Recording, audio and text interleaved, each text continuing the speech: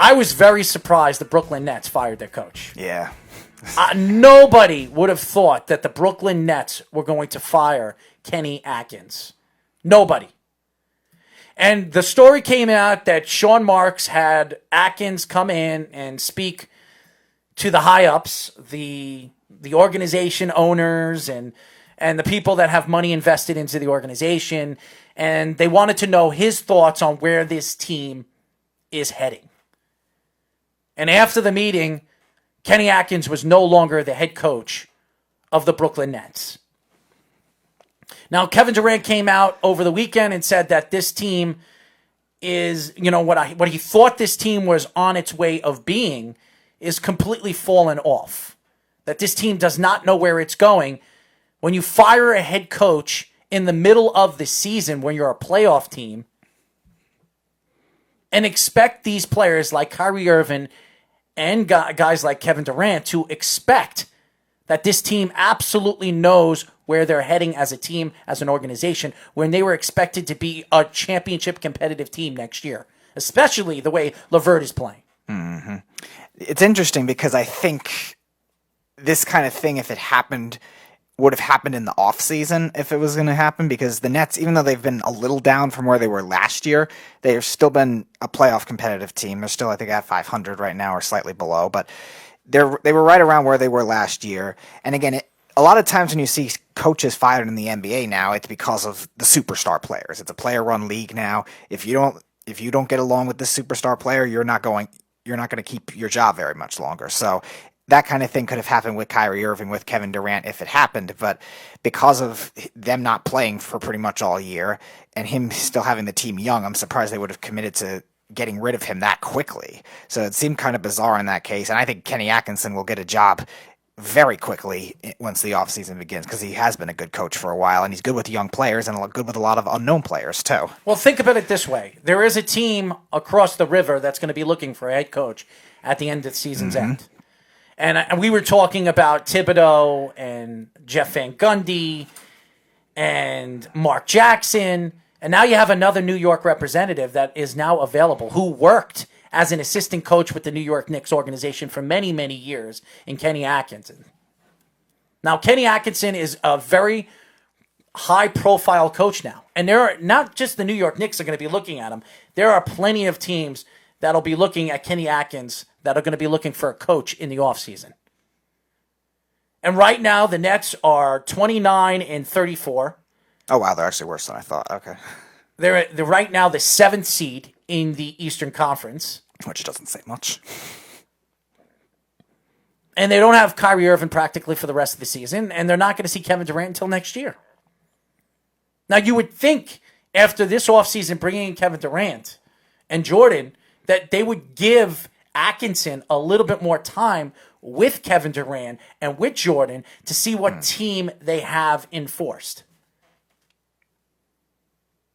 But obviously, everybody that thought Sean Marks knew what he was doing, unless he has something planned that he's going to bring Gregg Popovich, and that's what we're going to get into right now. Mm-hmm. If he actually thinks that Gregg Popovich is going to flee the San Antonio Spurs to come and work for him, then I understand why they got rid of Kenny Atkinson. But even bringing in Gregg Popovich is on the end of his career. The contract wouldn't be very long. This guy is in his 70s now. How many years does this guy have left? 2, 3 years? Yeah. You saw what he did with this team, the Spurs team. The Spurs team is not even a playoff team. And I told you guys this over and over again. The coach is as good as the players he's coaching. Tim Duncan retires. This team has not been the same team since he's retired. I don't care what anybody says. They had a star player that decided to sit out the whole year. Even with Kawhi Leonard, they weren't winning anything. No. Even with Kawhi, they weren't winning anything. No, but they were and still, it shows you they how were still important, a top 5 seed. It shows you how important Tim Duncan was to that organization and Gregg Popovich's career. Now, I'm not saying Gregg Popovich and Pop, or whatever you want to call him, Pop is not a good coach. But he has not won without his star player. And that's saying a lot. If you're going to say you're a great coach, Pat Riley was a great coach. Because Pat Riley took over the Miami Heat when he needed to, when Shaq came to the team, to help them win a championship. He made sure that he was going to help them win a championship, even if he wasn't the GM and he had to take over the coaching job. And he did. And they won. And you could say what you want about Phil Jackson. Everywhere Phil Jackson went, no matter who he was coaching, he won. Everywhere he went. Yes, he was coaching Michael Jordan and Scottie Pippen and Dennis Rodman, and then went to Shaquille O'Neal and Kobe Bryant and all the other muskrats that they had on that team. You could say whatever you want. Gregg Popovich has not won since Tim Duncan retired. Now you're bringing in a 70-year-old coach, if he's available, if he becomes available. And by the way, you're going to have to trade for him, so you're going to have to give up probably a Caris LaVert and possibly a draft pick in return for Gregg Popovich, because they're not just going to give him away. And he's still under contract. And that's a lot to give up for a 70-year-old coach that hasn't won in a very long time. Well, he hasn't won also because Don't make an excuse, because there is no excuse. He has not won in about 5 years now. Okay, but it's also the league has changed a lot since when he started coaching. And everybody thinks he's still the best coach in the NBA. Well, if you're the best coach in the NBA, it doesn't matter who you're coaching, you win. Right, but the coaching element of the NBA has only been limited to certain teams, though, too, where because it's a player-driven league, all superstar tandems So you're willing will take to give over. up. So you're willing to give up Caris LaVert and a first-round draft pick for Gregg Popovich. Is that what you're saying? You're willing to give up a guy that can probably score you in the future. This kid's only 22, 23 years old. He's not even in the prime of his career. He's playing great basketball right now. He's been the best player. In this past week, he's been the best player in the league. And you're willing to give up Caris LaVert, who you drafted at number 19, number 20. He was a gem. He's probably one of the best players in that year's draft. You're willing to give him up and a first-round draft pick for Gregg Popovich. Okay, here's reason why, yeah. One of which is Caris LaVert has been injury-prone throughout his career. So what? That's not an excuse. Okay. You're giving up a player of that magnitude for a guy that hasn't won. Okay.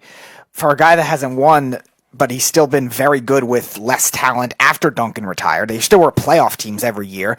Playing against... Okay. It's about winning championships. Right. And Gregg Popovich will be the first person to tell you that. Right, but again...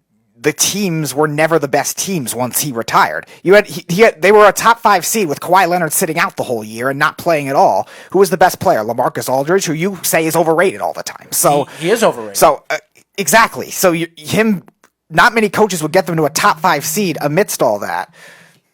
Yeah. Well, here's the thing: when you think of the particular argument of Gregg Popovich going to the Brooklyn Nets. My question isn't that Gregg Popovich isn't a good coach. My question is, what is one guy who's sitting on the bench going to make this team better? Now, Kevin Durant's coming to the team, so that already makes the team better. If you had Kenny Atkinson there, what's the difference? Now, Popovich has a winning stability background, but he also had one of the best GMs running the organization. And he also had arguably Tim Duncan, the greatest power forward in NBA history. Since then, he hasn't won anything. He hasn't gone anywhere. And I don't care what Jeff's going to say, well, he's in the Western Conference and that's why he's nowhere.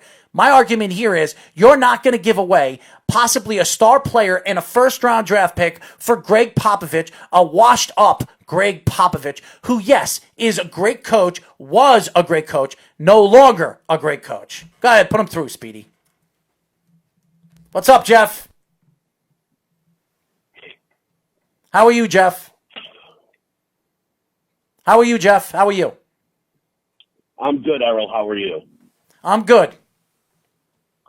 Listen, man, if I'm the Nets, I make that trade all day long.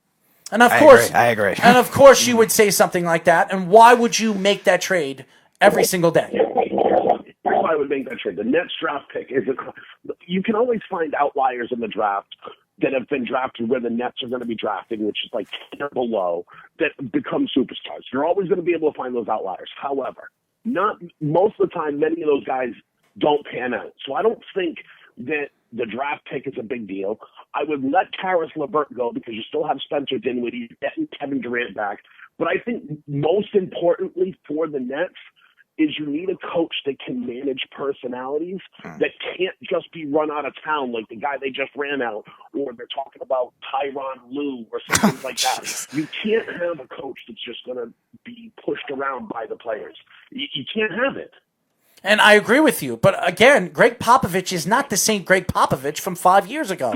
This is an older, brittle guy that you could see him on the bench. He's not the same charismatic coach we've seen over the years with the San Antonio Spurs. Now, you could say what you want, and I believe Tim Duncan will be the next head coach of the Spurs. If Popovich leaves, I believe Tim Duncan will be the next head coach of the San Antonio Spurs. But that's not even my argument here. My argument is that you're going to give up on a player that could become a star and a first-round draft pick that could still be close to a lottery pick. They might not make the playoffs. They might fall out of the playoffs right now, losing Kenny Atkinson. They could be the 14th or 13th pick and maybe move up because of the way the draft and the lottery is now. So you're willing to give that up for Gregg Popovich, who has not won. He hasn't won in a Western Conference that's filled with other teams. That is not an excuse, Speedy. When everybody says you're the best coach in the NBA and you're not winning, your fingers are going to point at him if he's not winning. Okay, I don't want to hear it. How many of the guys that you consider the best coach in the NBA are on teams that have these superstars? Again, that's not an argument, and that's not I'm not going to accept that answer.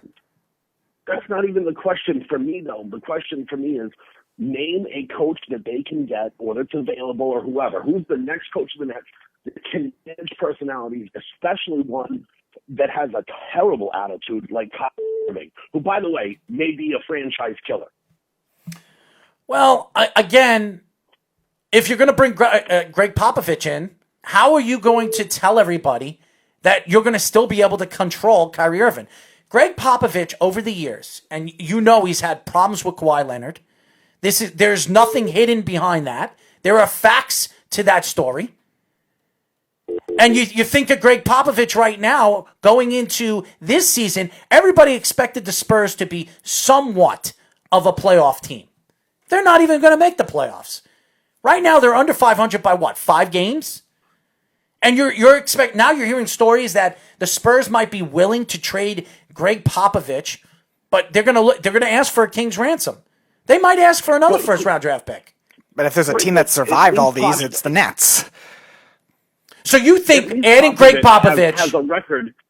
At least Popovich has a record of dealing with personalities, Tony Parker and Tim Duncan and star guys. He has a record of dealing with star players. You still haven't answered. If Pop isn't the guy for the Nets, who's going to be the guy that the Nets can bring in? Again, that they can't just run out of town. Again. Maybe even if it's not Gregg Popovich, there are not, and even if it is Gregg Popovich, who's to say that Gregg Popovich is going to be able to control Kyrie Irving? Because he couldn't. He's a long-time respected NBA coach. He couldn't control Kawhi Leonard. He couldn't control Kawhi Leonard. But also Leonard. Remember, Kyrie Irving, when he initially got traded to Boston, had the Spurs as one of the teams he wanted to go to, too, because of Gregg Popovich. He's had problems with LaMarcus Aldridge for how many years? I don't want to hear it, Speedy. He's had problems with these two players, and both of them, they were going to try to trade LaMarcus Aldridge last year. They couldn't trade him. And then they decided to move on from Kawhi Leonard because he didn't want to be there anymore. And that had a lot to do with Gregg Popovich. Okay, you don't like Gregg Popovich. I'm not saying I don't like him. I'm not giving Jeff Van Gundy. Jeff Van Gundy.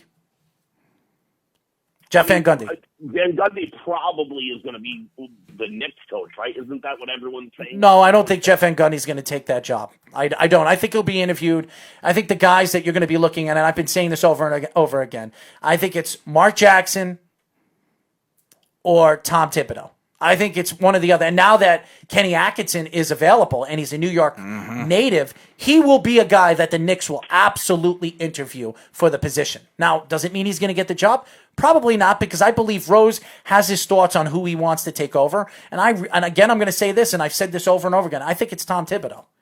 I think he fits what the Knicks need. They need a defensive-minded guy that is not going to – he's going to demand defense.